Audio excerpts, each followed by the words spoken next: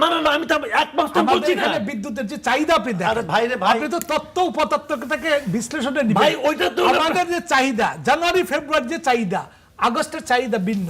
দেখেন, বাংলাদেশের রাষ্ট্রপতিটা হলো দেশের সবচেয়ে গুরুত্বপূর্ণ এবং সবচেয়ে অবহেলিত একটা পদ। কাজে এইটার আসলে কোনো গুরুত্ব আছে বলে আমার কাছে মনে হয় না। এটা বেসিক্যালি কি হয়, যেমন এই যে আগের যিনি রাষ্ট্রপতি ছিলেন, তো উনি তো বলেও গেছেন যে উনি খুবই ক্ষতিগ্রস্ত হয়েছেন। শেখ হাসিনাকে আগে পায়ে হাত দিয়ে কদম বসি করতে পারতেন রাষ্ট্রপতি হওয়ার পর, সেটাও উনি হারাইছেন। তো এখানে তো বিসর্জন দিতে হয় অনেক কিছু।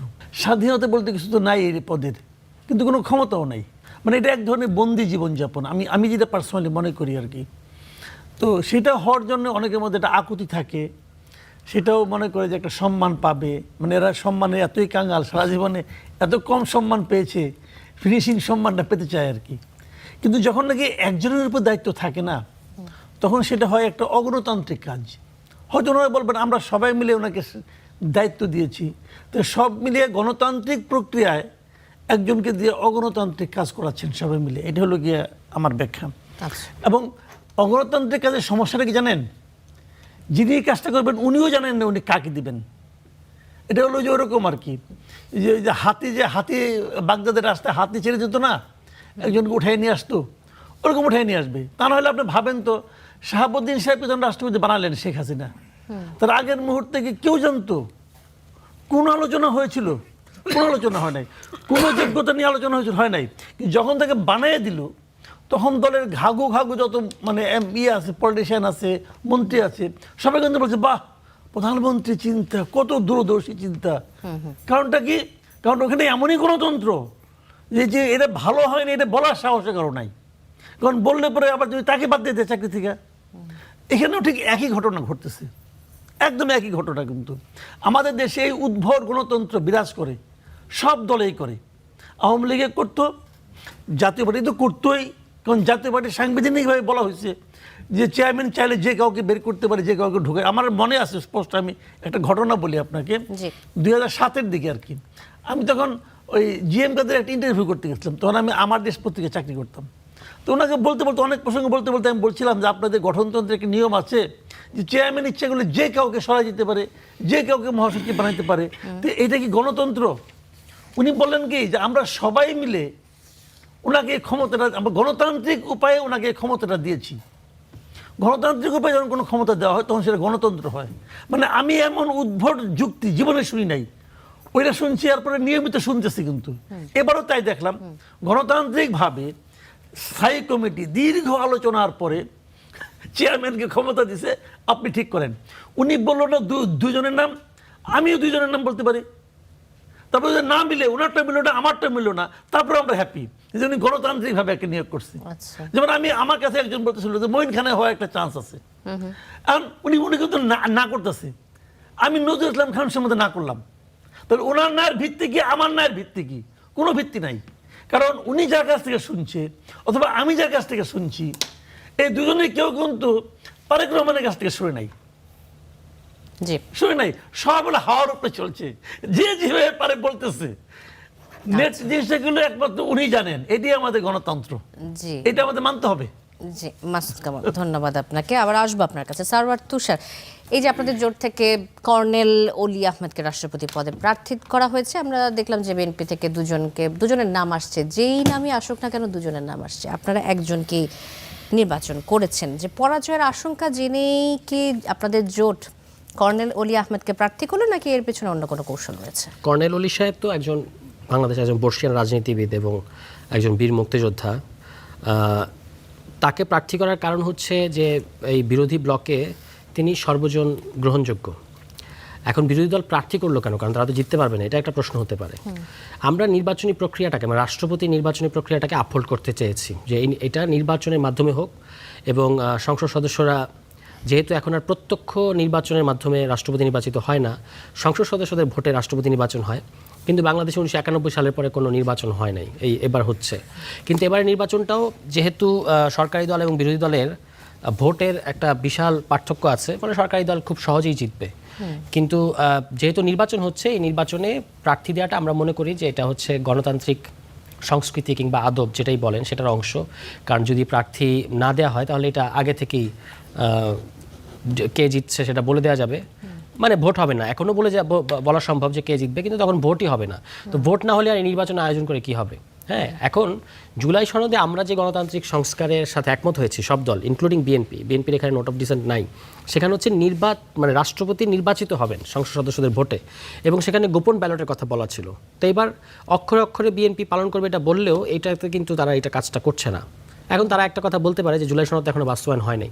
আচ্ছা, কিন্তু আপনি প্রত্যাশা ছিল কি আপনাদের তাদের কাছ থেকে? আমরা তো মনে করি যে এটা জুলাই সনদের ম্যান্ডেট অনুযায়ী করা উচিত ছিল। আদারওয়াইজ 70 অনুচ্ছেদ, যেটি সংবিধানের 70 অনুচ্ছেদের কথা, এটা একটা এটা যেহেতু বিষয়। পরিবর্তন হয়নি, তাহলে কি জুলাই সনদের ম্যান্ডেট অনুযায়ী আপনারা যেটা চাচ্ছেন সেটা সম্ভব কিনা? আপনি যদি গোপন ব্যালটটা করতেন, ব্যবস্থা করতেন, তাহলে তো 70 অনুচ্ছেদ আর এখানে অ্যাপ্লিকেবল হতো না। কারণ কে কাকে ভোট দিচ্ছে এটা তো আপনি ধরতে পারবেন না। গোপন ব্যালট। কিন্তু যেহেতু এবার মানে ইয়েতে হচ্ছে আপনার কে কাকে ভোট দেবে, এবং আবার চিফ হুইপ তো করা হুঁশিয়ারি দিয়ে দিয়েছেন, এটা আপনি দেখেছেন যে দলের বাইরে কাউকে ভোট দেওয়া যাবে না, কারণ 70 অনুচ্ছেদ আছে। ফলে নির্বাচনটা একটা আনুষ্ঠানিকতায় পরিণত হয়েছে। কিন্তু আমরা যেহেতু নির্বাচনী প্রক্রিয়াটাকে স্টাবলিশ করতে চাচ্ছি, সে কারণে প্রার্থী দেওয়া। কিন্তু যদি সবচেয়ে ভালো হতো, এবং যার কথা বিএনপির তরফ থেকে যার কথা শোনা যাচ্ছে, যার উচ্ছ্বসিত প্রশংসা যথার্থই আমাদের সালেহ ভাই করলেন, আমাদের বর্ষিয়ান রাজনীতিবিদ মির্জা ফখরুল ইসলাম আলমগীর, তার জন্য এটা সম্মানজনক হতো যদি তিনি ওই প্রক্রিয়ায় জিতে আসতেন। মানে একটা গোপন ব্যালটের মধ্য দিয়ে প্রতিদ্বন্দ্বিতাপূর্ণ নির্বাচনী প্রক্রিয়ায় আমরা বিশ্বাস করি সেটাতেও তিনি হয়তো জিততেন। ঠিক আছে, 91 সালের নির্বাচনেও কিন্তু এরকম বিরোধী ব্লকের অনেক ভোট পেয়েছিল যিনি সরকারি প্রার্থী ছিলেন, সরকারি দল মনোনীত প্রার্থী ছিলেন রাষ্ট্রপতি। ফলে সেটা হতেই পারত।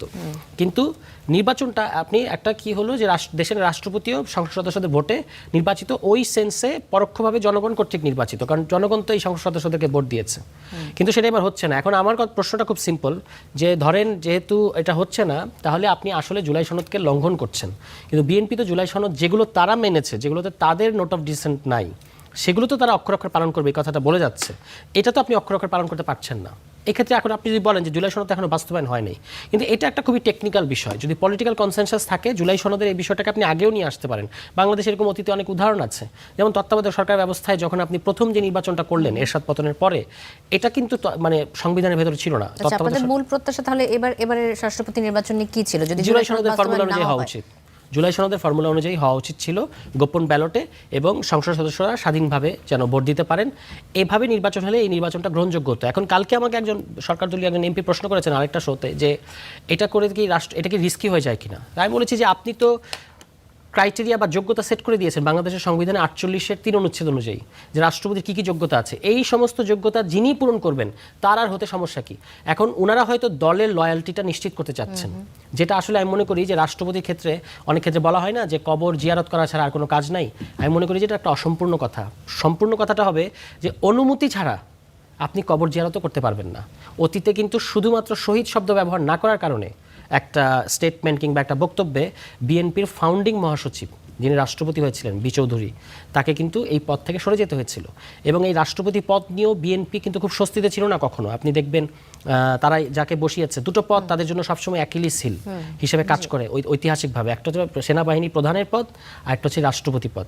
যাকেই তারা ওখানে বসিয়েছে সেটা কোনো না কোনো একটা হয় অপ্রীতিকর ঘটনা অথবা ব্যাকস্টেবিং, যে কোনো একটা কিছু হয়েছে। আপনি তারা এরশাদকে বসিয়েছে, তারা সেনাপ্রধান নাসিমকে বসিয়েছে, তারা মঈনুদ্দিনকে বসিয়েছে। আপনি দেখেন ইতিহাসগুলো, এই মঈনুদ্দিন 111 ডেকে নিয়ে এসছে, নাসিম কু করার চেষ্টা করেছে, এরশাদের ব্যাপারে তো কত ধরনের গুঞ্জন আছে, এবং জিয়াউর রহমান সাহেবের হত্যাকাণ্ডের সাথেও তাকে অনেকে যুক্ত করেন বা করতে চান। তো সেটা তদন্ত সাপেক্ষ, কিন্তু অভিজ্ঞতাটা তো ভালো না। আবার আপনি রাষ্ট্রপতি পদে যে বি চৌধুরীর সাথে যে ঘটনাটা আমি বললাম, এক। দ্বিতীয়ত হচ্ছে আপনার ইয়াজউদ্দিন সাহেব, তাকে তো আপনারাই মনোনয়ন করেছিলেন, কিন্তু তিনি তো আপনার 1/11 প্রক্রিয়া এগিয়ে নিয়েছেন। ফলে এই জিনিসগুলো বিএনপি, আমার ধারণা যে বিএনপির ভেতরে অনেক টানা পড়েন। আর পাশাপাশি যে এখন যে শূন্যস্থান হবে, রাষ্ট্রপতি বসাবেন, স্থানীয় খালি হবে, আবার এখানে এনে মহাসচিব বসাবেন, স্বরাষ্ট্র খালি হবে, এগুলো নিয়ে বিএনপির ভেতরে এক ধরনের একটা অস্থিরতা কাজ করছে এই মুহূর্তে। জি, আবার আসবো সারওয়ার তুষার সালেউদ্দিন, আপনার কাছে আসতে চাই যে বিএনপির 2/3 সংখ্যাগরিষ্ঠতার কারণে এইবারের রাষ্ট্রপতি নির্বাচন বলা যায় যে তাদের পছন্দের প্রার্থী হবে, যেহেতু সংবিধানের 70 অনুচ্ছেদের বাধ্যবাধকতার কারণে সংসদ সদস্যরা দলের বাইরে গিয়ে ভোট দিতে পারবেন না, এমন কথা বলে দিয়েছেন চিফ হুইপ। এই বক্তব্যের পরে কোনো সংসদ সদস্যের আসলে দলের সিদ্ধান্তের বাইরে যাওয়ার সুযোগ নেই। এখন এই যে সংবিধানের 70 অনুচ্ছেদ বহাল থাকায়, এটি বহাল থাকার কারণে কি রাষ্ট্রপতি নির্বাচনে ক্রস ভোটিং বা কোনো ধরনের নাটকীয়তার কোনো সুযোগ আছে কিনা, দেখেন কিনা আপনি? আচ্ছা, আমি আপনার সবগুলো কথা উত্তর দিব, এর মধ্যে সারোয়ার তুষারের সঙ্গে আমি কি যুক্ত করি, জি। আমি বলবো না যে দ্বিমত করতেছি, কিছু যুক্ত করছি। প্রথমত হচ্ছে রাষ্ট্রপতি পদ নিয়ে বিএনপি কোনো নোট অফ ডিসেন্ট জুলাই সনদে দেয়নি। আর রাষ্ট্রপতির পদ যেহেতু তুষার এই প্রক্রিয়ার সঙ্গে ছিল আনুষ্ঠানিকভাবে, আমি অনানুষ্ঠানিকভাবে এই প্রক্রিয়ার সঙ্গে যুক্ত ছিলাম, ফলে আমি জানি বিষয়টা। রাষ্ট্রপতি নির্বাচনটা এই বর্তমান যে ফরম্যাট, এই ফরম্যাটে হওয়ার কথা ছিল না। তার যে ভোটার, তার যে নির্বাচক মণ্ডলী, সেটা অন্য একটা ফরম্যাট ছিল। সেই ফরম্যাটটা হইলে রাষ্ট্রপতি আরো গ্রহণযোগ্য উপায়ে নির্বাচন হইতে পারতেন। সেটা কি? যেমন সেটা ছিল উচ্চ কক্ষ এবং নিম্ন কক্ষ, দুই কক্ষ মিলে রাষ্ট্রপতি পদে নির্বাচন করবে এবং তার মনোনয়ন পদ্ধতি নিয়েও সুনির্দিষ্টভাবে বলা ছিল। কিন্তু আমি মনে করি দুই পক্ষই জুলাইয়ের চেতনার বিরুদ্ধে কাজ করছে। যেমন ধরেন, এই যে জুলাইয়ের চেতনা মানে হলো আওয়ামী লীগ বিরোধী যারা আছে তাদের একটা ঐক্য। প্রথমত আমি আরো অন্যান্য চেতনা আছে, তা আওয়ামী লীগ বিরোধীদের মধ্যে এই রাষ্ট্রপতি ঐক্য তো তাদের বহু আগে থেকে নষ্ট হয়ে গেছে, কিন্তু রাষ্ট্রপতির নির্বাচন নিয়েও তাদের মধ্যে কোনো ঐক্য দেখি নাই। এই জন্য ঐক্যটা কেন বলছি, ভারতেই আমাদের সবকিছুতে ভারত তো কাছের দেশ, বৃহত্তম গণতান্ত্রিক দেশ, তো ভারতেই রাষ্ট্রপতি পদে সরকারি দল বিরোধী দল মিলেই সর্বসম্মতিভাবে করে। এই একটা জায়গা, একটা জায়গাটাকে দলীয়করণ মুক্ত রাখতে পারলে রাষ্ট্র, মানুষ, জনগণ একটা স্বস্তি হতো, পাইতে পারত যে আমরা সর্বদলীয়ভাবে এমন একজন লোককে আমরা করব যিনি আমাদের জাতির কান্তি লগ্নে আমাদের অভিভাবকের দায়িত্ব পালন করতে মাসুদ পারবে। কামাল ভাইয়ের কথা থেকে আমরা একটা জিনিস পেলাম যে আসলে আমি শেষ অভিভাবকের করি। দায়িত্ব পালন করার সুযোগ আমি- রাষ্ট্রপতি আমি- পায় কিনা, আমি- আমি আপনার কাছে আছি, আমি আমি আপনার কাছে না, আছি না, আপনার শেষ করে দিই, তারপরে মাসুদ ভাইয়ের কাছে না, রাষ্ট্রপতির দায়িত্ব, এই যে বললেন আপনি অভিভাবকের দায়িত্ব পালন করবেন, সেই সুযোগ আসলে বাংলাদেশের রাষ্ট্রপতি খুব একটা পান কিনা, এটি যদি আমি আপনি একটু আমি সেই পরিষ্কার সুযোগ করেন। শুনেন, এই যে আবার এই প্রশ্ন করলে উত্তর দিতাম, কিন্তু আমার আগের কথাগুলো শেষটা হলে প্রশ্ন অনেক লম্বা হয়, ফলে আসল কথা যাইতে পারবো না। এই প্রশ্নের উত্তর হচ্ছে জাস্টিস সাহাবুদ্দিন আহমেদ বাংলাদেশের রাষ্ট্রপতি ছিলেন এই কাঠামোর মধ্যেই, কিন্তু তৎকালীন সময়ে উনি জননিরাপত্তা আইনে উনি বিফেরত পাঠিয়ে দিয়েছিলেন। তৎকালীন সময় দুইটা দলই তার কাছে যাইতো। এগুলা আমরা দেখেছি, যদিও অনেক কিছুতে সমাধান পাওয়া যেত, অনেক কিছুতে পাওয়া যায় না। এবার ধরেন এই রাষ্ট্রপতির কাছেই বিএনপির একটা প্রতিনিধি দল গেছিল, এই যে গত খালেদা জিয়ার মুক্তির বিষয়ে ভূমিকা, ওনার সহায়তা চাওয়ার জন্য। কিন্তু একজন গ্রহণযোগ্য, সকলের সম্বলিত যদি একজন হয়, এর ক্ষমতার থেকে একটা অভিভাবকের মতো কাউকে দিলে সেটার একটা ফল পাওয়া যায়। দ্বিতীয় হচ্ছে যে 70 অনুচ্ছেদ নিয়ে যেটা বললেন, এখানে 70 অনুচ্ছেদের লঙ্ঘন হবে দলে ভোট দিলে, এটা আমি আসলে বুঝতে পারতেছি না। কেন এই নির্বাচনটা সংসদীয় কোনো কাজ, সংসদের ভিতরের কোনো কাজ না। যেহেতু সংসদ মানে ভিতরের কাজ বলতে এটা নিয়ে আরো বিস্তারিত আলাপ করা যায়, আপনাকে কার্যপ্রণালী বিধিতে কি আছে, 70 অনুচ্ছেদে কি আছে, এবং পৃথিবীর বিভিন্ন দেশে উচ্চ আদালতের কি ধরনের রুলিং আছে। প্রথমত হচ্ছে এই কাজটা সংসদের ভিতরের কাজ না, সংসদের কার্যাবলীর মধ্যেও পড়ে না, এবং এর জন্য স্পিকার বা ডেপুটি স্পিকার এর সভাপতিরও প্রয়োজন পড়ে না, এবং সংসদের অধিবেশনও ডাকা লাগে না। আপনি খেয়াল করবেন, সংসদের অধিবেশন ডাকা হয়েছে সম্ভবত 27শে আগস্ট, রাষ্ট্রপতি নির্বাচন হবে 20শে আগস্ট। শুধু সংসদ ভবনটা ব্যবহার করবেন এবং এই দায়িত্ব পালন করবেন আমাদের প্রধান নির্বাচন কমিশনার। ফলে এই যে চিফ হুইপ যেটা বলছেন, চিফ 70 অনুচ্ছেদ কি বলছে, বলেছেন যে চিফ হুইপের বক্তব্য বাধ্যবাধকতার আমি কারণে, বলি হ্যাঁ। 70 অনুচ্ছেদে কি বলেছে, দলের বিরুদ্ধে ভোট দিতে। জি, দলীয় এখন- সংসদ সদস্য এখন তাদের দলে হুইপিং, ভোট দিতে হবে। দলের বিরুদ্ধে বলতে হলো উইফিংয়ের বিরুদ্ধে যাওয়া। এই জায়গায় সংসদের বাইরে উইফিংটা কিভাবে হয় আমি আর মাথায় ঢুকে না। দ্বিতীয়ত হচ্ছে, ভাই আমি বলে দিই, সারা পৃথিবীর এবং বাংলাদেশের এই যে ইউনিয়ন পরিষদের মেম্বার আছে না, মেম্বার থেকে জাতীয় সংসদ নির্বাচন পর্যন্ত ভোটের গোপনীয়তা রক্ষা করা এটা হচ্ছে পবিত্র আমানত। আমি কাকে ভোট দিব এর আমার নিরাপত্তার প্রশ্ন জড়িত। আচ্ছা, ফলে আমার ভোটটা এখন আমাকে যেখানে ভোট দিব ওখানে আমার নাম, আমার সংসদীয় এলাকার নাম লিখে দেওয়া হচ্ছে। ফলে এইটাই হচ্ছে হচ্ছে এই যে পদ্ধতি আবিষ্কার করা হয়েছে, এইটাই হচ্ছে বড় ধরনের একটা স্বৈরতন্ত্রের দিকে দেশকে নিয়ে যায়। জি জি, ধন্যবাদ সালেউদ্দিন। মাসুদ কামাল, আপনার কাছে আসতে চাই। আপনিও আসলে সালেউদ্দিন যেটি বলছিলেন যে কিছুটা স্বৈরতন্ত্রের দিকে চলে যাচ্ছে এই ৭০ অনুচ্ছেদের বাধ্যবাধকতা এবং চিফ হুইপের যে বক্তব্য, সেটি আপনিও মনে করেন কিনা? একটা শুনুন, ৭০ অনুচ্ছেদে যে ব্যাখ্যা চিফ হুইপ দিয়েছেন এটা আইনগতভাবে ঠিক না। আমি আপনাকে সহজভাবে ৭০ অনুচ্ছেদ পড়ে শোনাই। যে কথাটা বলেছেন যে দুইটা কারণে একজন লোকের সংসদ সদস্যপদ বাতিল হয়ে যাবে। এক নম্বর হলো যদি উক্ত দল হতে পদত্যাগ করেন, তো এটা এখন খাটে না। অথবা খ হলো সংসদে উক্ত দলের বিরুদ্ধে ভোট দান করেন। তো সংসদ তো এখন নাই। সংসদ যাদের সংসদ ভবনটাকে ব্যবহার করা হচ্ছে, এটা তো কোনো সংসদীয় অধিবেশন না। এটা যদি সংসদীয় অধিবেশন না হয় তাহলে কেন এটা হবে না? কি কারণে তাকে বাদ দিতে হবে, তাকে ওইটা আনতে হবে? আর ২ নম্বর হলো এটা যদি প্রকাশ্যে নির্বাচন হয় তাহলে তো নির্বাচনই না। তাহলে সেই নির্বাচন চিফ ইলেকশন কমিশনার কিভাবে করবে, পরিচালনা করবে? আসলে সমস্যাটা হলো মেরুদণ্ডের। এই চিফ ইলেকশন কমিশনারের কোনো মেরুদণ্ড নাই, সেও বলতে পারবে না এটা কোনো নির্বাচন হলো না। নির্বাচন মানে গোপন ভোট হবে। নির্বাচন মানে আপনি ওখানে যখন ওটা তো সংসদে যে ভোটটা হয় ওটা কিন্তু নির্বাচন না, ওটা একটা ভোট। ওটা একটা বিলের পক্ষে বিপক্ষে ভোট হয়। সেখানে আপনি প্রকাশ্যে বলেন না বলে সেটা অন্য হিসাব, ওই আলোচনা যাচ্ছি না। যখন নির্বাচন হবে, নির্বাচন মানেই গোপন ভোট। নির্বাচন মানেই গোপন, এবং যদি সেটা নির্বাচনে আইনে হয়, নির্বাচন আইন যেটা আছে এই আইনে তো যাচ্ছে, এটাতে আপনার রিটার্নিং অফিসারের দায়িত্ব পালন করবেন সিইসি। এইটুকুই বলা হয়েছে কিন্তু আইনে, মানে সংবিধানও তাই বলা হয়েছে। এখন যদি আপনি বলেন যে না আমি বলছি এটি সংবিধান, তাহলে তার কোনো আলোচনা নাই। এই আমাদের যে সংবিধান বর্তমান যেটা আছে, এই সংবিধান কি চালু আছে, জীবিত আছে, মৃত আছে, নাকি কোমায় আছে? আমার তো মনে হয় এই সংবিধান কোমায় আছে এখন। কোমায় এই কারণে এই সংবিধানের অনেক কিছু এরা মানে না। আগের সরকারও মানত না, এই সরকারও মানে না। আবার যখন নাকি প্রয়োজন হয় তখন এই সংবিধানের দোহাই দেয়, এই সংবিধান এটা নাই, মানে যে ইচ্ছা মতো করতেছে আর কি। এখন আপনি যদি সংবিধান উনি বলেছেন, চিফ হুইপ বলছে, কে প্রতিবাদ করবে? তার দলের প্রতিবাদ করবে, আপনি ঠিক করেন না এটা বলে তার কি হবে কে জানে।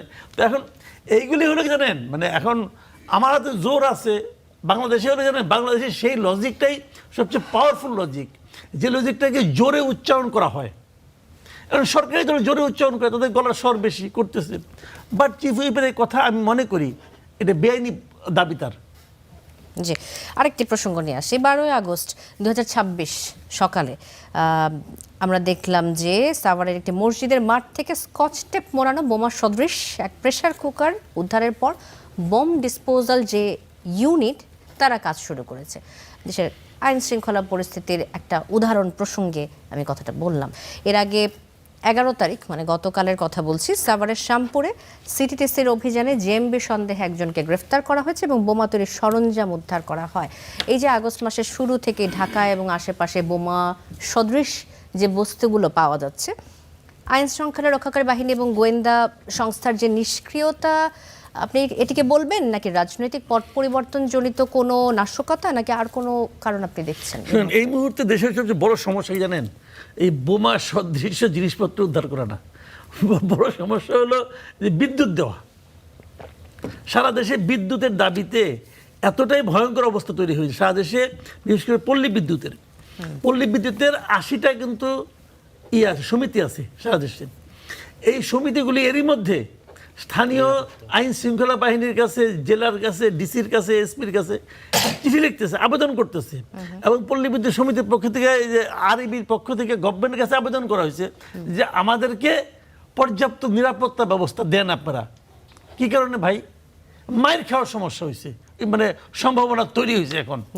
এখন মায়ের খাওয়ার সম্ভাবনা থেকে বাঁচার জন্য ওটা হলো মূল সংকট এই মুহূর্তে। ওই দিক থেকে দৃষ্টি সরানোর জন্য এরা নাটক করতেছে। একটা বোমা উদ্ধার করেন ভাই, বোমার সদৃশ্য জিনিস উদ্ধার করে লাভ। আগে দেখতাম জোরদার কোটের মধ্যে কিছু ট্যাপ পেঁচে রাখতো যেটা উদ্ধার করছি আমরা একটা। ভাই এই সমস্ত নাটকের তো কোনো দরকার নাই। এবং এটা নিয়ে যে অবস্থা করা হচ্ছে মানুষের দৃষ্টির দিকে দেওয়ার জন্য, ভাই এগুলি করে কোনো লাভ নাই। আসলে যেটা কাজ ওটা করেন, ক্ষমতায় আসছেন, দায়িত্ব নিছেন, এখন বলতেছে এইটা সমস্যা ওটা সমস্যা। সমস্যা তো থাকবেই, সমস্যা যাইনি তো আসছেন নাকি? আপনি আসার পরে তো আমরা সমস্যা তৈরি করি নাই। এই ধরনের সমস্যা আপনি পড়বেন জেনেই তো আপনি দায়িত্ব নিছেন। দেখলাম যে বলতেছে ওই দিন পরশু দিন দেখলাম সোশ্যাল মিডিয়ায় যে আমাদের বিদ্যুৎ মন্ত্রী বলতেছে গ্রামে কোনো লোডশেডিং নাই। তার লম্বা তার লম্বা না, তার লম্বাটা ওটা একদিকে ঠিক আছে, ওটা শেয়ার করি না, গ্রামে load কিন্তু shedding গ্রামে কোনো লোডশেডিং নাই। আচ্ছা। এই যে স্টেটমেন্টটা, এটা হয় উনি লোডশেডিং কি বুঝে না, অথবা গ্রাম চিনে না, অথবা ডাহা মিশা কথা কইছে। এই তিনটা যে কোনো একটা হইলেই ওনার এই মন্ত্রী পদে থাকা উচিত না। কিন্তু উনি কি যাবেন না তো। 2001 সালে উনি দায়িত্ব নিয়েছিলেন বিএনপিকে ডুবানোর জন্য। আল্লাহর রহমতে এইবার ওনার হাতে দায়িত্ব দেওয়া হয়েছে। দেখা যাক কি হয় সামনের দিনগুলিতে। জি মাসুদ কামাল। সারওয়ার তুষার, আপনার কাছে একই প্রসঙ্গে আসবো যে এই মুহূর্তে সরকার যেভাবে করে বিদ্যুৎ সরবরাহ ব্যবস্থাপনা চালাচ্ছে এবং জ্বালানি তেলের সংকট চলছে, সেক্ষেত্রে বাংলাদেশের পরিস্থিতি গত কয়েকদিনের চিত্র আমরা জানি, সবাই জানি, সামনে কি হতে যাচ্ছে আপনার কি মনে হচ্ছে? দেখুন, এটা 2001-06 সালের বিএনপির, তখন আমার যদিও বয়স ছোট, কিন্তু মানে খোঁজ খবর রাখতাম, পত্রিকা পড়তাম, ওইটার সাথে অনেক কিছু মিলে যাচ্ছে পরিস্থিতি। এই যে আনরেস্টগুলো, বিদ্যুৎ জ্বালানি, হ্যাঁ, এবং যারা তখন পরীক্ষিতভাবে ফেইলিয়ার ছিলেন তাদেরকে আবার আপনি একই দায়িত্বগুলো দিচ্ছেন। এই যে তিনি ছিলেন বিদ্যুৎ প্রতিমন্ত্রী, কিংবা এখন যিনি অর্থমন্ত্রী তিনি ছিলেন তখন বাণিজ্য মন্ত্রী, এবং তিনি কিন্তু তার মেয়াদটা পূর্ণ করতে পারেন নাই, তাকে পদত্যাগ করতে হয়েছিল। সিন্ডিকেট দাম নিয়ন্ত্রণ করতে না পারা এবং ইমেজ সংকটে পড়তে হয়েছে। হ্যাঁ, এবং এই কারণে আমি যতটুকু আমার মনে আছে তৎকালীন প্রধানমন্ত্রীর নির্দেশেই তিনি পদ ছেড়ে দিয়েছিলেন। তাকে আপনি আবার এখন অর্থমন্ত্রী দিয়েছেন। বাজেটের পরে আগে পরে অনেক কথা বললেন তিনি, 1.5 কোটি কর্মসংস্থান 1.5 বছরে ইত্যাদি ইত্যাদি। এরপর দেখেন বাজেট হয়ে যাওয়ার পরেও কিছুদিন তিনি খুব কথাবার্তা বললেন, এখন একেবারেই চুপ হয়ে গেছেন। কারণ বুঝতে পারছেন যে শুধু কথা দিয়ে, শুধু আপনার কি বলে মুখের জোরে আপনি এই পরিস্থিতি থেকে মুক্তি পাবেন না। এবং এই যে যেটা বললেন যে পল্লী বিদ্যুতের সবাই নিরাপত্তা চাচ্ছে, বিএনপি কিন্তু অতীতে কানসার্ট, শনি রাখরা, ফুলবাড়িয়া জন্ম দেয়া দল, মানে সরকারে থাকাকালীন। তো সেই পরিস্থিতিগুলো তৈরি হচ্ছে এবং এটা কমপ্লিটলি সরকারের ম্যানেজমেন্টের ফেলিয়ারের কারণেই হচ্ছে। দয়া করে ওই মানে যেটা তারা করছেন আর কি, আওয়ামী লীগের মতো ইউক্রেন যুদ্ধ দেখাতো, এখন তারা ইরান যুদ্ধ দেখানো শুরু করেছে। তো সলিমুল্লাহ খান একবার বলেছিলেন যে মনে হচ্ছে ইউক্রেন যুদ্ধের সব খরচ আমরা দিচ্ছি। এখন বিএনপির কিন্তু এটা ঢাল হিসেবে ব্যবহার করতে তারা পারবে না। তাকে এটা এখানে মানুষকে বিদ্যুৎ দিতে হবে, বিদ্যুৎ আসলে নাই। ওই সময় আরও একটা কথা বলা হতো যে মানে আমাদের চলতি ভাষায় যেটা আমরা কারেন্ট বলি, মানে গ্রাম এবং শহরে দেখবেন বিদ্যুৎকে কারেন্ট বলে, তো কারেন্ট যায় না, মাঝে মাঝে আসে। এখনও তো সেম সমস্যা। এবং অনেকে বলছে যে কারেন্ট হয়ে গেছে হোমিওপ্যাথিকের মতো। কীরকম? ওই যে 1-2 ড্রপ করে মাঝে মাঝে আসতেছে। হোমিওপ্যাথিক যেমন এক ড্রপ দিতে হয়, এরকম 1 ড্রপ হয়ে গেছে, মানে অল্প একটু আসে আবার চলে যায়। তো এইটা যদি আপনি করেন, মানুষ তো দ্রুত বিক্ষুব্ধ হবে। এবং এই বিক্ষুব্ধ হলে যারা এখন দেশে একটা অস্থিতিশীলতা তৈরি করতে চাচ্ছে তারা সুবিধা পাবে। এবং এই যে বিভিন্ন জায়গায় বোমা সদৃশ্য বস্তু পাওয়া যাচ্ছে, এটার সাথে এটার কানেকশন থাকা সম্ভব, যে দেশের মানুষের মনোযোগ ওইদিকে ঘোরানো এবং এটা করে একটা প্যানিক তৈরি করা। আবার হচ্ছে এদিকে ক্যাম্পাসে আপনি মারপিট লাগিয়ে দেবেন, ছাত্রদল, ছাত্র শিবির, ছাত্র শক্তি, এদের মধ্যে। আবার হচ্ছে আপনি যেগুলো আপনার ডেলিভার করার কথা, আইন শৃঙ্খলা, দ্রব্যমূল্য, বিদ্যুৎ, জ্বালানি, সেগুলো আপনি দিতে পারবেন না। একটা সার্বিক কেওটিক পরিস্থিতিতে আপনার পত্রপত্রিকায় মেইন স্ট্রিম প্রধান দৈনিকগুলোতে, নাম বললাম না, বিখ্যাত কলামিস্টরা লিখছেন দেশে এই মুহূর্তে একজন স্বৈরশাসক দরকার। তো এটা কিন্তু এখনকার ঘটনা আমি বলছি, এখন তারা এই কথা লিখছেন। যখন আপনার দেশে একজন নির্বাচিত সরকার, একটা গণ অভ্যুত্থানের রক্তের মধ্য দিয়ে 3টা নির্বাচন না হওয়ার পরে একটা নির্বাচিত সরকার এসছে, সেই সরকারের 6 মাস যেতে না যেতে এই কথাগুলো লেখা হচ্ছে, মানে কনসেন্ট মেক করা হচ্ছে। কেন? এই স্বৈরশাসকের জায়গায় ওই যে ভদ্রলোক লিখেছেন, তিনি কিন্তু জনাব তারেক রহমানকে ওই স্বৈরশাসকের জায়গায় চিন্তা করছেন না। তিনি চিন্তা করছেন যে এই আনরেস্ট এবং এই যেগুলো ঘটছে, এগুলোর কারণে যদি মানুষ সংক্ষুব্ধ হয়, যদি ক্যাম্পাসে এবং বিভিন্ন জায়গায় রাজনৈতিক সহিংসতা আমরা তৈরি করতে পারি বা তৈরি করা যায়। এই ব্যাপারটা এরকম যে গণতান্ত্রিক সরকার আসুক আর যেই আসুক না কেন, বাংলাদেশের সিস্টেমই এরকম যে এরকম অবস্থার মধ্যে দিয়ে যে কোনো প্রধানমন্ত্রী কে যেতেই হবে। মানে এখন এই মুহূর্তে আমরা যে সংকটগুলো দেখছি, আপনি বলছেন ভিন্ন খাতে ঘোরানোর চেষ্টা করা হচ্ছে, বোমা সদৃশ বস্তু, এটা আসলে মানুষের মনোযোগ অন্যদিকে ঘোরানোর একটা চেষ্টা। আপনি কি বলতে চাচ্ছেন যে বাংলাদেশের সরকার এই মুহূর্তে জেনেই থাকবেন বর্তমান পরিস্থিতি সামলানোর মতো যোগ্যতা তার থাকবে না, বা সেটাই মনে করি না, সেটাই মনে করি না। আপনি অবশ্যই সুশাসন নিশ্চিত করতে পারবেন, অবশ্যই আপনাকে যে রাষ্ট্রীয় কাঠামোর সংস্কারের কথা এসছে এগুলো করলে আপনার জন্যই ভালো হবে। কিন্তু যেটা বলছিলাম যে ওই যে তারেক রহমানকে কিন্তু ওই স্বৈরশাসকের জায়গায় ভাবা হচ্ছে না। তাহলে কি প্ল্যান করা হচ্ছে বা কি রান্নাবান্না করা হচ্ছে? আঞ্চলিক শক্তি, পতিত শক্তি, দেশের ভেতরে তাদের সফট অ্যাসেটরা মিলে কি রান্নাবান্না করছে? আমি শুধু সরকার তো সারাক্ষণ দেখবেন এনসিপি পাইলে একটু পিন্ডি চটকায় দিই, জামাত পাইলে একটু পিন্ডি চটকায় দিই, কিন্তু রিয়েল থ্রেটটা এখান থেকে আসছে না, আমি আপনাকে নিশ্চিত করতে পারি।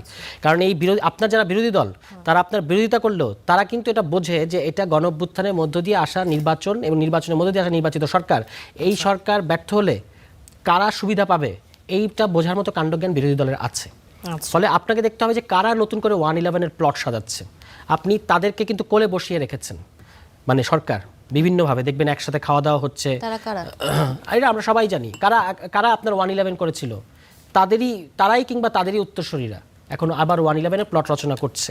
যেটা আমি বললাম যে পাবলিক আনরেস্ট বা পাবলিকের ক্ষোভ, যে আউটরেজ, এটা কিন্তু জেনুইন, এটাকে ব্যবহার করা হবে এবং সার্বিক কেওস তৈরি করা হবে এবং করা হচ্ছে, করার মধ্যে দিয়ে বলা একটা গ্রাউন্ড তৈরি করা হবে। এখন এইখানেই হচ্ছে কথাটা যে আমরা বর্তমান সরকারকে তার নিজের দলের ভেতরে, আপনি দেখেন নাই ঝালকাঠি 1 আসনের একজন এমপি, সরকার দলীয় এমপি, ফেসবুকে পোস্ট দিয়েছেন, এটা ভাইরাল হয়েছে, যে আপনারা বিএনপি দলের নেতাকর্মীদের উদ্দেশ্যে বলেছেন আপনারা এমন খাই শুরু করেছেন যে দলটাকে খেয়ে ফেলবেন। এটা লিখেছেন তিনি ফেসবুকে পোস্ট, যে আওয়ামী লীগের কাছ থেকে খাচ্ছেন, ঠিকাদারি করে খাচ্ছেন, এই করে খাচ্ছেন। এই যে এখন আপনার উচিত ছিল একটু সংযমে থাকা। তো বিএনপির এই তাড়াহুড়া দেখে বা বিএনপির দলীয় বিভিন্ন পর্যায়ের নেতাকর্মীদের তাড়াহুড়া দেখলে, আপনি মালয়েশিয়ার সিন্ডিকেটের কথা শোনা যাচ্ছে জনশক্তি রপ্তানি করে, তারপরে আপনার বিভিন্ন জায়গায় এই যে আজকে চাঁদাবাজির কথা এসছে যেখানে ফলের আড়ত, এই যে এইগুলোর মধ্যে এমনভাবে আপনার তারা খাওয়া দাওয়াটা বা লুটপাটটা করার চেষ্টা করছে, মনে হচ্ছে তারা নিজেরাও মনে করছে যে তাদের হাতে 5 বছর সময় নেই। ঠিক আছে, এটা তো খুব অ্যালার্মিং। জি, ধন্যবাদ স্যার। তো সালাউদ্দিন, আপনার কাছে আসতে চাই যে আপনিও কি মনে করেন কিনা যে বাংলাদেশে এখনকার সাধারণ মানুষের মনোযোগ ভিন্ন দিকে ফেরানোর জন্য আসলে বোমা সদৃশ বস্তু নিয়ে পড়ে আছে সরকার, যেখানে এত বড় বড় সমস্যা রয়েছে, লোডশেডিং এবং জ্বালানি তেলের যে সংকট, সেগুলো বাদ দিয়ে? না, ধরেন আমি সারোয়ার তুষারের মতো একতরফাভাবে সরকারের সমালোচনা করব না। এটা 2টা কারণে একটা বড় ক্রাইসিস হয়েছে। ক্রাইসিস কিন্তু আমাদের সবসময় বিদ্যুৎ নিয়েছিল। একটা হলো এখন আমরা সর্বোচ্চ চাহিদার মাসে ঢুকেছি। এই জুন, জুলাই, আগস্ট, এই মাসগুলো হচ্ছে বিদ্যুতের চাহিদার সর্বোচ্চ মাস। আর দ্বিতীয়ত হচ্ছে এটা অস্বীকার করা যাবে না, ইউক্রেন যুদ্ধের সঙ্গে ইরানের যুদ্ধ মেলানো যাবে না। সারা পৃথিবী এখন জ্বালানির ক্রাইসিসে আছে। ধনী দেশগুলো এই ক্রাইসিস মোকাবেলা করার মতো সামর্থ্য তাদের আছে, আমাদের ওই রকম সামর্থ্য নাই। এটা আমাদের বুঝতে হবে। একটা সরকার, তার বয়স মাত্র 4-5 মাস। আমাদের এখানে ব্যাংকিং ব্যবস্থা একদম ধসে গেছে, আমাদের এখানে রেভিনিউ এবং মানে এগুলাতে একটা অর্থনৈতিক একটা বিরাট ক্রাইসিস আছে। তো ফলে ইরান যুদ্ধ একটা বড় ক্রাইসিস তৈরি করছে। এখানে বিদ্যুৎ উৎপাদন করতে 2টি বড় জিনিস লাগে, একটা হচ্ছে গ্যাস আর একটা হচ্ছে জ্বালানি। কয়লাও লাগে, কয়লা তো জ্বালানির অংশ। মানে তো এই 2টি চাহিদা অনুযায়ী বাংলাদেশ এখন ওইভাবে ক্রয় করতে পারছে না। কারণ আমাদের দেখেন, আমরা যারা টানাটানি সংসার, বাবা চাল কিনবে না ডাল কিনবে, ডাল কিনবে না সবজি কিনবে। ফলে একটা সরকার যখন থাকে, সরকারের কোথায় কত টাকা খরচ করবে, আপনি যদি সব টাকা এখন ওই আপনার এই জ্বালানি আমদানি করতে ব্যয় করে ফেলে, তো সরকারের অন্যান্য কাজের মধ্যে সমস্যা তৈরি করবে। আরেকটা হলো, আমরা এমন কোনো রিমিটেন্সের দেশ না, এমন কোনো রিজার্ভের দেশ না যে আমি চাইলে এখন সব টাকা খরচ করে ফেলতে পারবো। ফলে একটা ক্রাইসিস আছে। আমি কি এটা যোগ করতে পারি আপনার সাথে? আপনি যোগ করবেন। আমি আপনার তাদের দুজনের সঙ্গে একটা জায়গায় আমি একমত, ক্রাইসিস আছে, কিন্তু এখানে ব্যবস্থাপনা ত্রুটি এটিও আছে। এই ব্যবস্থাপনার ত্রুটি আমি প্রথমত দেখব যে এই গত সময়ে যখন যুদ্ধটা বন্ধ হওয়ার আগে, মাঝখানে তো বন্ধ হয়েছিল, তার আগে যখন আপনার সিএনজি স্টেশনগুলো হয়েছিল, তখন কিন্তু সরকারি দল এবং বিরোধী দল একসঙ্গে বসছিল, বসে একটা পথ বের করার চেষ্টা করছিল। কেন? আমরা জানতে চাই আসলে সরকারের সমস্যাটা কোথায়। তো তাদের উচিত ছিল তারা যেহেতু এখন সমস্ত দায়িত্ব তাদের উপরে পড়ে এবং পড়ছেও, ফলে এই একটা স্বচ্ছতার মধ্যে এই বিষয়টা এবং যেসব ম্যানেজমেন্ট ক্রাইসিস আছে এগুলা দূর করার পথগুলো তারা পাইতেন। তো এটা হলো আমার এই বিদ্যুৎ জ্বালানি বিষয়ক কথা। আপনার যদি কোনো প্রশ্ন থাকে সেটা আপনার উত্তর দিব। আমি মাসুদ ভাই একটা কথাই আমি সমর্থন করি, এই যে আমি আবার প্রেসিডেন্ট নির্বাচনে ফেরত যাচ্ছি, আমার রাষ্ট্রের 1 টাকাই খরচ করবেন কেন ভাই? যেখানে ব্যালট পেপার দরকার নাই, যেখানে ব্যালট বাক্সের দরকার নাই, তো ওটা ব্যালট বাক্সে আর ব্যালট পেপারের দরকার কি? হাত তোলার একটা তাহলে আমরা তো জানি এটা আমরা 10 টাকা হলো। আচ্ছা সালাউদ্দিন, আমরা তো জানি যে তাহলে এই নির্বাচন মানে এই যে ভোটাভুটির রেজাল্ট কি হবে এটা তো পরিষ্কার।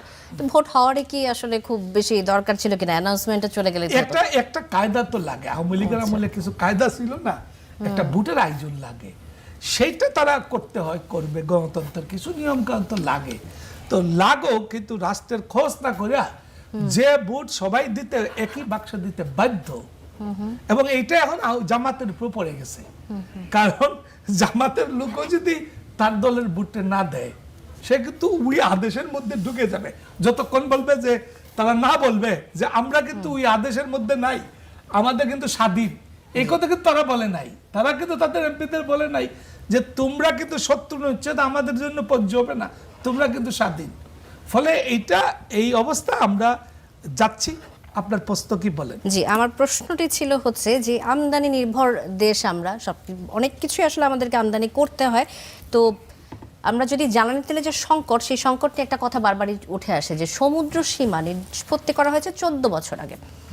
বঙ্গোপসাগরের বুকে থাকা গ্যাস যেটা মিয়ানমার তুলছে এখনো পর্যন্ত, কিন্তু আমরা সেদিকে যেতে পারিনি বা আমরা আগাতে পারিনি। বাংলাদেশ অংশে বেশ চাপ রয়েছে, কিন্তু সেই দিকে আমরা আগাতে না পেরে সেই আমদানির দিকে ফিরে যাচ্ছি। আবারও এ প্রসঙ্গে আপনার মতামতটা জানতে চাই। দেখেন, ওইটা বিগত সরকারগুলো করে না, আর এইটা আহরণ করার জন্য আগে আমাদের যে টাকা দরকার তথ্য সংগ্রহ করার জন্য যে দরকার, এটা তো এখন চাইলে এখন আহরণ করা সম্ভব হবে না। এটা যদি সরকার এখন সিদ্ধান্ত নেয়, টাকাও দেয়, সেটার পাওয়া এইটা পেয়ে কাজে লাগানো সেটা 5 বছর চলে যাবে, আরো বেশি যাবে। কারণ এইখানে আমাদের কাছে এরকম কোনো টেকনোলজি নাই। বিদেশ থেকে টেকনোলজি লুকাতে হবে, বিশেষজ্ঞ আনতে হবে, এরা সমুদ্রের তলদেশে ঘুরতে হবে, ঘুরে ঘুরে নানান পদ্ধতি দেখতে হবে সত্যি আদৌ আছে কিনা। তো এটা তো হচ্ছে অনেক দূরের বিষয়, গভীরের বিষয়, সমুদ্রের গভীরের বিষয়। কিন্তু আমার তো অন্যান্য আরো অনেক জায়গায় আমাদের এই সুষ্ঠু ব্যবস্থাপনা করতে পারলে সেটা হইতো। যেমন ধরেন আগের এই যে অন্তর্বর্তীকালীন সরকারের আমলে একটা বিদ্যুৎ জ্বালানি মন্ত্রণালয়ের দায়িত্ব যিনি ছিলেন, তিনি বলে দিলেন 24 কি এসি 26-এর বেশি কেউ ছাড়তে পারবে না। তার কাছে মনে হয়েছে এসি যদি 26 সাইডে দেয় তাহলে কিছু পাওয়া যাবে। এই যে আজ গবি হোক, এই যে একটা ম্যানেজমেন্ট, এই ধরনের অনেকগুলা ম্যানেজমেন্ট লাগে। সত্যিকার অর্থে আমি গ্রাম থেকে 3 দিন আগে আসছি, পৌরসভার মধ্যে বিদ্যুৎটা থাকে, গ্রামীণ এলাকায় বিদ্যুতের অবস্থা খুবই ভালো। জি, আমি মাসুদ কামালের কাছে আবার এই প্রসঙ্গে আসতে চাই যে ঢাকার বাইরের চিত্রটা আসলে ভয়াবহ। একটু পরপর কারেন্ট যাচ্ছে এবং ইলেকট্রিসিটি চলে যাওয়ার কারণে বারবার এই যে কথাটা, চলিত ভাষায় যে কথাটা যে মাঝে মাঝে আসে, আসলে কতক্ষণ থাকে এটা বলা যাচ্ছে না, কতক্ষণ চলে যায় সেটার সংখ্যাটা, সেই পরিমাণটা এবং সেই সময়টা এত বেশি, সেই সময়কাল, যে কারণে কতক্ষণ বিদ্যুৎ আছে সেটি নিয়ে মানুষের খুব একটা চিন্তিত হিসেবে দেখা যায় না। স্বাভাবিকভাবেই রাজধানী কেন্দ্রিক বিদ্যুৎ সরবরাহ ব্যবস্থা একটু বেশিই থাকে, তারা কি একটু বেশি বঞ্চিত হচ্ছেন ঢাকার বাইরের মানুষগুলো? আপনার কথাটা জানতে চাই। কারণ ওরা তো গ্রামের মানুষ, ওদের তো আওয়াজ নাই, ওদের তো ভয়েসটা শোনা যাচ্ছে না। আমি আগেই বলছিলাম, কিন্তু সেটাই পাওয়ারফুল, যেটা শোনা যায়। ওদের কথা তো কেউ শুনতে পায় না, ওরা 1 দিন 2 দিন সহ্য। দেখেন গ্রামের মানুষ কিন্তু আগে ভাই তাল পাখা দিয়ে চলতো, তালের পাখা দিয়ে তাদের দিন চলতো, কিন্তু এখন তো আপনি তাদেরকে অভ্যস্ত করে ফেলাইছেন ফ্যানের। এখন যখন সে ফ্যানে অভ্যস্ত হয়ে গেছে এবং গত 14-15টা বছর তারা নিয়মিত ফ্যান চালাইতে পারতো, এখন পারতেছে না। এর পিছনে কত যৌক্তিক কারণ আছে, কত কিছু আছে, যুদ্ধ আছে, অমুক আছে, তমুক আছে, কাহিনীর কোনো শেষ নেই। কিন্তু সবগুলি মানলাম যে 100% লজিক্যাল। গ্রামের মানুষ লজিক শুনবে না আপনার, তারা বলবে আমি সুইচ দিচ্ছি পাখা ঘুরে না কেন, হিসাব ভাই ক্লিয়ার। দেখেন আমি একটা কথা বলি আপনাকে, সোশ্যাল মিডিয়ায় যান, আপনি বলবেন ওটা বট বাহিনী করে, অমুক করে, তমুক, দেখবেন দুনিয়ার গান ফান আসতেছে, কার প্রশংসা করে কার কি করে, ওই আলোচনা আমি নাম উচ্চারণ না করি। কিন্তু এইগুলি ইউনূস সাহেব যখন আসছিল, দায়িত্ব দিছিল, উনি প্রথম বললেন 5 বছর চায় জনগণ, 10 বছর চায়। 10 বছর না, আজীবন চাইতো, যদি উনি আগের সরকারের চেয়ে ভালো চালাইতে পারতেন। আমরা শহরের লোকজন আন্দোলন করছি কেন? গণতন্ত্র নাই, বাক স্বাধীনতা নাই। আমরা কিন্তু আমাদের মতো করে বলছি নির্বাচন ব্যবস্থাকে ধ্বংস করে দিয়েছে, সব ঠিক আছে, বিদেশে টাকা রপ্তানি করতে, পাচার করতেছে, এগুলো আমরা অভিযোগ বলছি, প্রত্যেকটা অভিযোগ সঠিক আমি মনে করি। কিন্তু গ্রামের মানুষের কাছে কি? গ্রামের মানুষের হলো দ্রব্যমূল্য, গ্রামের মানুষ হলো প্রতিদিনের জীবনযাপন, তারা কিন্তু ওইগুলোই দেখে। এবং যখন তারা ওইখানেও ঝামেলা পাইছে, তখন তারা কিন্তু ফুঁসে উঠছে। ইউনূস সাহেব যদি ওর চেয়ে ভালো চালাইতো না, কারো কথা তারা উচ্চারণই করতো না যে আমরা ভালো পাইছি কিছু একটা, কিন্তু তারা সেটা পারে নাই। এবং এখানে এসে নিয়ে আমরা এইবার আশা করছি আমরা যে এরা বোধহয় খুব ভালো কিছু চালাবে। এখন আমরা বলবো ভাই এরা আসছে 60 মাসের জন্য, 6 মাসের মাথায় আমরা টায়ার্ড হয়ে গেছি, এটা আপনি বলবেন হয়তো। আরেকটি বিষয় যে সালেউদ্দিন যে কথাটি বলছিলেন যে এখন তো আগস্ট মাস, এই সময় বিদ্যুতের চাহিদা অনেক বেশি থাকে, আগস্ট মাস কি পৃথিবীতে এই প্রথম আসলো? এর আগে কোনো বছর আগস্ট মাস আসে নাই? এর আগে পৃথিবীতে কোনো মাসে সূর্য তাপ দেয় নাই নাকি এই বছর হঠাৎ করে সূর্য আমদানি হয়েছে বাংলাদেশের উপর? প্রতি বছরই একটা করে আগস্ট মাস আসে, প্রতি বছরই এই বাস্তবতা আসে। কিন্তু অগাস্ট মাস আর জানুয়ারি ফেব্রুয়ারি মাস 1 মাস না না না, আমি তো 1 মাস তো বলছি না। বিদ্যুতের যে চাহিদা আপনি দেখেন, আরে ভাই রে ভাই, আপনি তো তত্ত্ব উপতত্ত্ব থেকে বিশ্লেষণে নিবেন। ভাই ওইটা তো আমাদের যে চাহিদা জানুয়ারি ফেব্রুয়ারি যে চাহিদা, আগস্টের চাহিদা ভিন্ন। আর আগস্টের ক্রাইসিস আমাদের বাংলাদেশে কম বেশি সব সময় ছিল, তখন ইরান যুদ্ধ ছিল না, তখন একটা ক্রাইসিস, এই ক্রাইসিস আমাদের বাংলাদেশে সব সময় ছিল। এই কথা তো আপনি একটু বলছেন, আপনাকে আমি রেকর্ড দেখাবো, আপনাকে রেকর্ড দেখাবো, আপনি তো সাংবাদিক, আমিও সাংবাদিক। আচ্ছা, মাসুদ কামাল, মাসুদ কামাল, এই যে জুলাই মাসে মাসুদ কামাল আপনার কাছে উত্তরটা শুনে বলেন। প্রতিবারই একটা কারণ থাকে, প্রতিবারই একটা কারণ থাকে, এবং সেই কারণটা যারা নাকি ওই সরকারের লোক তারা বলে, যারা ওই সরকারের সুবিধাভোগী লোক তারা বলে, যারা ওই সরকারের সুবিধা পাওয়ার জন্য পায়তারা করে তারাও বলে, এতে কিছু যায় আসে না। কোশ্চেনটা হলো আপনি যখন দায়িত্ব নিয়েছেন, আপনি এগুলো বুঝেই নিয়েছেন, বাকি আলাপ করে লাভ নেই ভাই। আপনি যখন দায়িত্ব নিয়েছেন, আপনি যেগুলো বুঝেই নিয়েছেন। এরা সরকারে আসার আগেই তো ইরান যুদ্ধ শুরু হয়েছে, হয় নাই? তো এখন সবকিছু আপনি জানেন, এখন বাস্তবতাকে আপনি কিভাবে হ্যান্ডেল করবেন, দ্যাট ইজ ইম্পর্টেন্ট। আচ্ছা, আপনি কি জনগণের সামনে তেমন কিছু বলতে পেরেছেন যেটা দেখে, যেটা বুঝে জনগণ মনে করবে যে না এরা চেষ্টা করতেছে? আপনি বলতেছেন কি গ্রামে কোনো লোডশেডিং নাই, জি ভাই এইটা আপনি কোন আগস্ট দিয়ে জাস্টিফাই করবেন? আরেকটা বিষয়, বিলের বিষয়টা যদি বলেন যে বিভিন্ন জায়গায় ভুতুরে বিল, মানে অনেক বেশি বিল থাকার কারণে মামলা করব, জি ওটা কইছে ধমক দিছে, মানে ভাত দেবার মুরদ নাই, কিল মারার গোসাই, কইছে মামলা করুম। ভাই বেতন জুন মাসে বিদ্যুতের বিলের রেট বাড়ছে, দাম বাড়ছে, কত পার্সেন্ট বাড়ছে? 16.82% বাড়ছে এভারেজে। এভারেজে প্রত্যেকটা লোক বলতেছে আগে আসতো 200, এখন আসছে 1800, এটা কি 16% বাড়লো? জি বাড়লো। একজন বলেছে 7000, সে আমার ব্যাখ্যা দিচ্ছে। আমি লোক পাঠিয়েছিলাম, দেখলাম তার বিল 7000 এসেছে, তার বাসায় 2টা এসি চলে, তার বাসায় ব্লেন্ডার চলে। আচ্ছা পৃথিবীতে কোনো বাসায় আছে 24 ঘন্টা ব্লেন্ডার চলে? আছে? আপনার বাসায় যদি এসি থাকে, আপনি এসি আপনি 24 ঘন্টা চালিয়ে রাখেন? ভাই এগুলি কি বলে সে বুঝে না, বলে কি 7000 টাকাতে পৃথিবীর কোথাও সেটা পাবে না। আমি তো ওনাকে বলি ভাই যে পৃথিবীর কোথাও এখানে যে বেতন আপনি দেন এই বেতন দেয় না। পৃথিবীর কোথাও আপনার মতো মন্ত্রী নাই, এরকম আচরণ এরকম কথা বললে পরে সে 2 মন্ত্রী থাকতে পারতো না। এই দেশগুলো আপনি এখনো মন্ত্রিত্ব করতেছেন, এটা কে বলবে?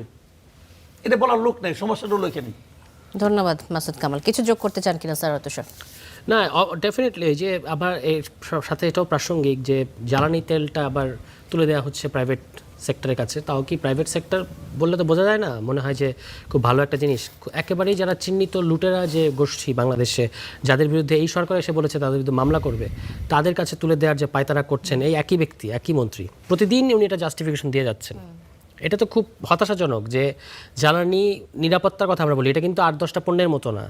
এটাকে কেন্দ্র করে একটা গোষ্ঠী চাইলে দেশও অচল করে দিতে পারবে যদি সেরকম তারা সিদ্ধান্ত নেয় বা পরিকল্পনা করে। তাহলে এটা হঠাৎ করে কী এমন জরুরত আসলো যে আপনার ওষুধ কোনটা অত্যাবশ্যক ওষুধ সেই তালিকাও আপনি বাদ দিলেন অনেকগুলো, আবার দামও নির্ধারণ করবে কোম্পানি, কিংবা এই জ্বালানি আপনি দিয়ে দিচ্ছেন প্রাইভেট সেক্টরের কাছে। এখন মনে হচ্ছে যে এটা আর গণপ্রজাতন্ত্রী বাংলাদেশ সরকারকে কয়েকদিন পরে বলতে হবে প্রাইভেটতন্ত্রী বাংলাদেশ সরকার।